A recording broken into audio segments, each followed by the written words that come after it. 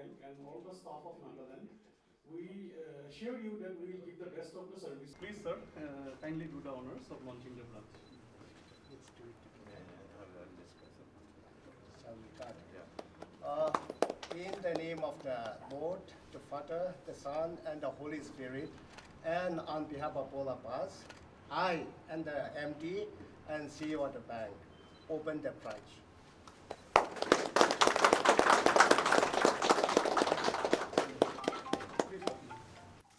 A very warm welcome to the inauguration of the Kohima branch of ESAF Small Finance Bank. And this is a very momentous, very memorable occasion for ESAF team, ESAF family. And it's my pleasure and my privilege to welcome all of you into the ESAF family. When I say including this Kohima branch, this is ESAF Bank, ESAF Small Finance Bank has got 776 branches all over India. Started in 2017 in a small place called Thrissur in Kerala. Now, we have been blessed, God has blessed us abundantly to grow across the far and wide of India. And with 777 branches, functioning branches, we have been able to spread the message of service to the poor and the needy and the unserved, underserved communities of the Indian population. And many a time when we have the functions like this, people ask us a question, what is ESAF? And what is ESAF all about? Sir, it's my pleasure and I am fortunate to convey to you all that ESAF is an ideology. It's an ideology to serve the needy. It's a movement. And this is the result of a divine vision which was revealed to the ESAF founder of ESAF Group of Social Enterprises and the founder, MD and CEO of ESAF Small Finance Bank, Sri K. Paul Thomas. Staying faithful to that vision and relying on God's blessings. ESAF started as an NGO, a very small beginning in a small house in Thrissur in 1992. And from there, ESAF have grown by leaps and bounds, trusting in God and believing in unstinted, fully committed services to the poor and needy sections of the society around us. And ESAF, as an organization, marches ahead with the slogan of fighting the partiality of prosperity, fighting the partiality of prosperity. And it has been the endeavor throughout the past years to reach across to the marginalized sections of the society and strengthen them and bring them to the mainstream by providing them with guidance, directions, and financial support. And now, as I told you, ESAF Bank functions across India from far south, started from Kerala till all the way, and now we are in northeast also, in Nagaland also. And while I was sharing with Madam about how we came to Nagaland and started the branches. I was telling ESAF has got a very special affinity to northeast states. Community to develop access to finance is very important. I have seen for the last 35 years I've been in the field of financial inclusion. So I've seen how a small loan help a person to start dreaming, because money is very powerful. Once you have an access to money, then they start dreaming.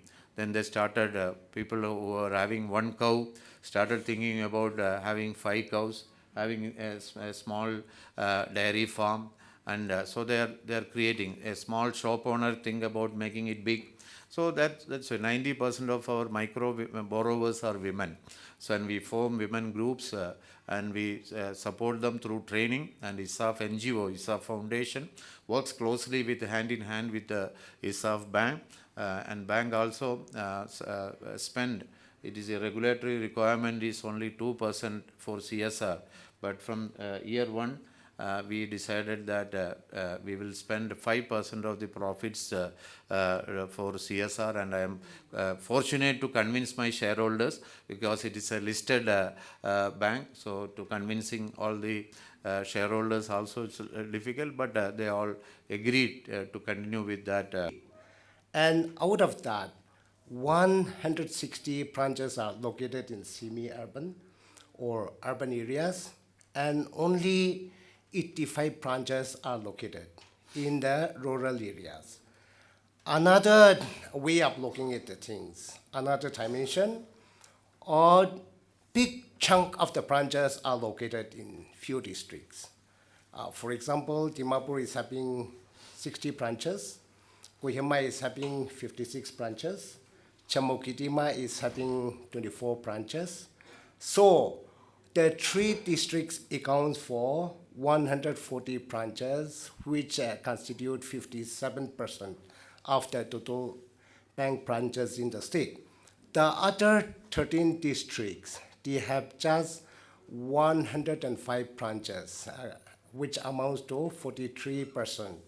So the end result as it exists now in the state is that we have so much of gray areas or dark areas from banking point of view. The state is divided into 74 rural development blocks. And out of that 74 blocks, only 53 blocks are banked.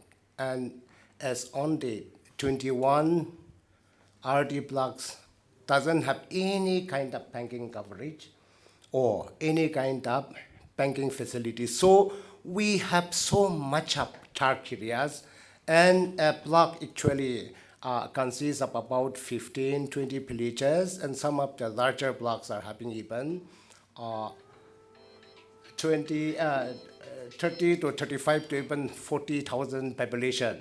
So that is something that we are really struggling with, and there is a real requirement for the banks to reach out to the people in the rural areas. And I am very sure in days to come, now the ESAF Bank is making a beginning by opening branch at Dimapur and Kohima, but sooner than later, we hope that some very identified and region where banking facility is really required, the bank will be able to take the banking outlet to the needy people in the rural areas. Conversely, just like we have so much of gray or dark areas in the state, some places, especially the happening places in Nagaland, and happening places are actually Kohima, Dimapur, and Chamokitima only. In very small areas, we see mushrooming or overcrowding of bank branches. I think the Secretariat complex is one of the most happening places in Nagaland, because the Secretariat is located here. All the directorate headquarters are located here, and therefore we can see that this is actually the heart of the state government, or the converging point of all activities or decision making or even financial converging. And accordingly, what we see here is that we see so much of bank branches coming up. Just walking distance, we have a HDFC branch, and from there, shouting distance, we have a Yoko branch. In the Secretariat and Treasury Directorate, we have 2 branches of SBI. in the immediate vicinity, we also have a branch of Axis Bank and IDBI Bank. So with the addition of this branch, in a stretch of about just perhaps not even 2 kilometers, we have 7 branches. But anyway, any branch that is established, we believe that it is bringing financial facilities closer to the people. I can really think how tough the competition is going to be for this branch because we already have 6 branches now. But I believe the bank would have carried out sufficient SWOT analysis, strength, weakness, opportunities, and threat. And with all your experience and with all your good spirit and with all your intention to do good things for the people, I am very sure you will have a very meaningful existence in this place. What I also personally have been associated with the functioning of the bank for the last so many years. Insofar, I have been converging point for the state government as far as the state level bankers committee is concerned. So I remember how the banks are functioning. All the banks and all the functionaries of the bank, I think they are really functioning under heavy pressure. And we see that getting reflected in the way the bank official deals with the people. I go to a bank, sometimes I feel as if I am talking with a wall. The response, no human touch or something like that. So I think a friendly and a human touch in the way you deal with the people, I think that's going to fetch big business for the bank also. So keep that in mind. And when a customer comes, please deal with him or her in such a way that the customer would carry good memories and would like to come back to the branch. So I was just reading because as Sir Taliramba rightly said, we also didn't have much clue about the history of the ESAF. So I was also, before the program started, I was going through the Wikipedia, what exactly happened with ESAF and everything. So I was so fascinated to read about the journey of Sir Paul. So he can be, I'm not just praising him just because he's sitting here, but to be very real, he's a role model to all the aspiring entrepreneurs of the state, to have a very clear vision and working towards that vision with perseverance and consistency. That is what we are lacking. Because we are living in an era where the young population keep shifting the ideas and ideologies in every 2-3 months. And within 2-3 years, they would have opened 5-6 things, and after 2-3 years, everything will close down drastically. So we should have that clear vision, and consistent hard work is required. So that is what we are seeing here. After 33 years of hard work, we are sitting here with you. So congratulations for that. Having said that, the banking and the challenges in Nagaland will be very different. What you have seen in the other tribal states like Chhattisgarh or Jharkhand, and even in the states like Kerala and all, the challenges could be very, very different. I have had the experience of working in Nagaland for the last 12-13 years, where I was in the district administration, also in different districts. And our Home Secretary Oren also will agree with me that, of course, Kohima and Dimapur, and now Dimapur is split up into Dimapur and Chumukidima, but erstwhile Dimapur was inclusive of everything. So these are the happening centers. When you move out to the other districts, the roads start getting bad, and the private population or the banks or any sector, they don't reach to those districts. What happens is that even in the government level, some inspection comes from the ministry, it mostly ends in Kohima. It doesn't go beyond Kohima. So, but we have a very backward areas and districts in Nagaland where there are a lot of unbanked people and unbanked blocks, as Sir rightly mentioned, which needs a lot of help. Because sometimes I wonder, in the other districts when we work, we go behind the banks for the access, but in Kohima, the banks come to the government. So that is a difference. So I'm sure that with your experience of opening branches in places like Attapadi and all, where the other people don't dare to go, I'm sure that you will venture into the other districts as well in the coming years, because all the government programs right now, which is on the social sector, whether it's like education, social welfare, or health, or anything, the people need bank accounts and people need help. And you were mentioning about the FPOs also.